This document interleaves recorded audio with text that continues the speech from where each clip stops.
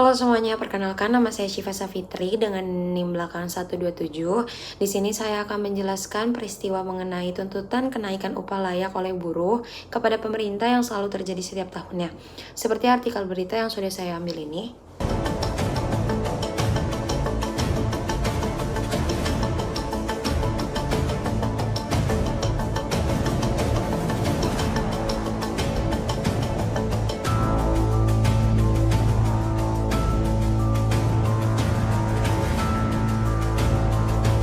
Seperti artikel berita yang sudah saya cantumkan tadi dengan judul Buruh Jakarta tuntut kenaikan upah sebanyak 10%.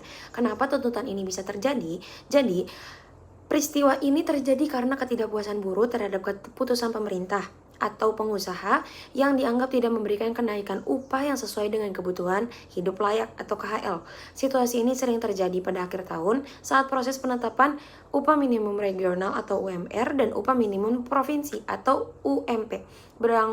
Berlangsung masa aksi buruh ini pada tanggal 31 Oktober 2024 yang dimana salah satu komando dari aksi buruh tersebut mengatakan, kami buruh Jakarta menuntut kenaikan upah minimum tahun 2025 sebanyak 8-10%. Presiden Partai Buruh atau Said Iqbal mengatakan demo kali ini diikuti oleh banyak serikat buruh, diantaranya ada Konfederasi Serikat Pekerja Seluruh Indonesia, lalu ada Konfederasi Persatuan Buruh Indonesia, dan Federasi Serikat Pekerja Metal Indonesia. Menurut Said Iqbal, wajar jika buruh menuntut kenaikan upah setiap tahunnya, pasalnya selama ini upah yang diterima tidak sesuai dengan perkembangan ekonomi yang ada di Indonesia, sehingga pertumbuhan tersebut dinilai hanya dirasakan oleh pengusaha. Selain itu, Said Iqbal juga mengatakan, gap pendapatan makin melebar padahal ekonomi kita tumbuh, walaupun melambat tapi masih ada pertumbuhan di atas 4%, yang dimana pertumbuhan ini dinikmati oleh kelas menengah atas, sedangkan kelas buruh tidak mendapatkan tetesan pertumbuhan ekonomi, makanya wajar jika buruh meminta rasa keadilan itu. Itu, Said juga menjelaskan tingkat rasio Gini Indonesia terus mengalami peningkatan selama 3 tahun terakhir, yang dimana pada saat ini berada pada posisi 0,42, artinya gap pendapatan makin melebar padahal ekonomi kita terus tumbuh, walaupun melambat tapi masih ada pertumbuhan di atas 4%. Artinya pertumbuhan ini dinikmati oleh kelas menengah atas, sedangkan kelas buruh tidak mendapatkan tetesan pertumbuhan ekonomi. Makanya wajar jika buruh meminta rasa keadilan itu, ujar Said Iqbal. Oleh sebab itu yang menjadi tuntutan oleh para buruh bukan sekedar kenaikan upah, melainkan pemerataan distribusi keuangan yang diterima oleh perusahaan tempatnya bekerja. Untuk menyelesaikan permasalahan ini, saya di sini sebagai pihak yang berkonflik, kita bisa melakukan negosiasi. Lalu kita juga bisa menggunakan strategi, lalu juga tahapan dan proses manajemen konflik menggunakan win-win solution. Apa itu win-win solution? Win-win solution dalam negosiasi bisa disebut dengan negosiasi integratif. Negosiasi integratif adalah semua pihak yang bernegosiasi yang mendapatkan keuntungan. Dalam prosesnya, negosiasi integratif memiliki beberapa faktor yang harus diperhatikan seperti informasi yang transparan, rasa pengertian terhadap kepentingan dan tujuan masing-masing pihak yang bernegosiasi, meminimalkan perbedaan dan mencari solusi terbaik untuk mencapai kesepakatan yang menguntungkan bagi semua pihak. Baik, langkah-langkah yang bisa kita lakukan dalam negosiasi integratif pada permasalahan ini, yang pertama adalah identifikasi kepentingan dan tujuan pihak yang terlibat. Yang pertama, sebagai buruh ingin mendapatkan kenaikan upah untuk mengimbangi peningkatan biaya hidup yang semakin tinggi, terutama di Jakarta ini. Mereka berharap pengusaha memperhatikan kondisi ini dengan memberikan kenaikan yang adil dan memadai agar kesejahteraan mereka meningkat. Lalu, yang kedua, menggunakan komunikasi terbuka dan transparan. Proses dimulai dengan komunikasi terbuka antara buruh dan pengusaha. Buruh menyampaikan alasan di balik tuntutan mereka seperti tingginya inflasi dan biaya hidup di Jakarta. Buruh memberikan data konkret, data yang fakta yang ada di lapangan, seperti kenaikan harga barang kebutuhan pokok dan transportasi untuk memperkuat argumen buruh.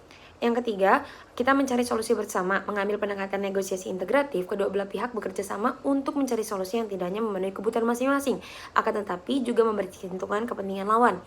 Ya, seperti yang pertama, bisa dengan kenaikan bertahap sebagai alternatif dari kenaikan 10% sekaligus. Buruh menyarankan agar kenaikan dilakukan secara bertahap, seperti kenaikan 5% di awal tahun dan 5% di akhir tahun. Dengan cara ini, pengusaha juga bisa menyesuaikan anggaran mereka seiring berjalannya waktu. Lalu juga bisa dengan tunjangan fasilitas. Jika pengusaha merasa kesulitan memberikan kenaikan upah yang signifikan, mereka bisa menawarkan tunjangan transportasi atau tunjangan kesehatan untuk membantu mengurangi beban hidup buruh tanpa mengorbankan biaya operasional perusahaan. Yang ketiga, program peningkatan keterampilan. Pengusaha dapat menawarkan program pelatihan untuk buruh agar mereka dapat meningkatkan keterampilan mereka. Hal ini juga bisa memberikan buruh peluang untuk mendapatkan kenaikan gaji di masa depan.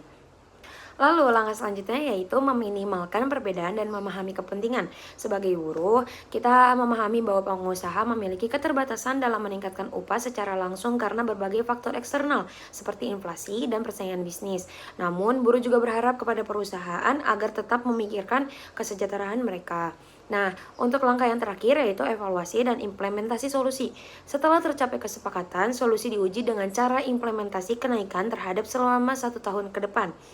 Ketika upah dinaikkan dan dilakukan secara bertahap dengan evaluasi pada setiap periode untuk menilai dampak bagi kedua belah pihak. Jika tidak ada kesepakatan, langkah perbaikan akan dilakukan berdasarkan hasil evaluasi tersebut. Baik, jika kita menggunakan negosiasi integratif untuk permasalahan ini, hasil akhirnya adalah konflik antara buruh yang menuntut kenaikan upah dan pengusaha yang khawatir akan dampak negatif terhadap bisnis dapat diselesaikan dengan menguntungkan satu sama lain. Buruh mendapatkan kenaikan upah yang mereka butuhkan untuk mengimbangi inflasi dan kebutuhan hidup mereka.